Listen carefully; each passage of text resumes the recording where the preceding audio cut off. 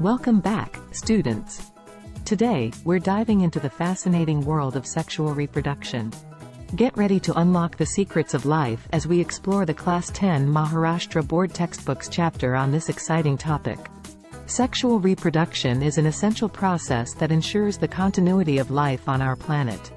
In this chapter, we'll learn about the various aspects of sexual reproduction, including the reproductive organs, fertilization, and the development of a new individual. To start, let's understand the reproductive organs involved in sexual reproduction. In humans, males have testes, and females have ovaries. These organs produce specialized cells called gametes, sperm in males and eggs in females. The next step in sexual reproduction is fertilization.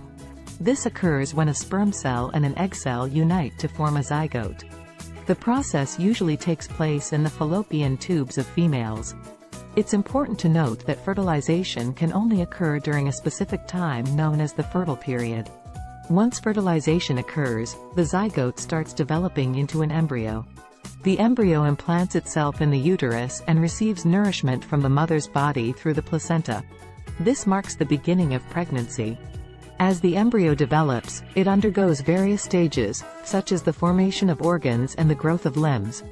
After approximately 9 months, the embryo transforms into a fetus, and it's time for birth. The baby is delivered through the birth canal or via a surgical procedure known as a cesarean section. Once born, the baby continues to grow and develop outside the mother's womb. This stage is called postnatal development. Now, you might be wondering, why is sexual reproduction so important? Well, sexual reproduction brings about genetic variation. This diversity increases the chances of survival for a species in changing environments. It also enables the process of evolution to occur over generations. So, to summarize, sexual reproduction involves the production of gametes, fertilization, embryonic development, birth, and postnatal growth. It ensures genetic diversity and plays a vital role in the continuity of life.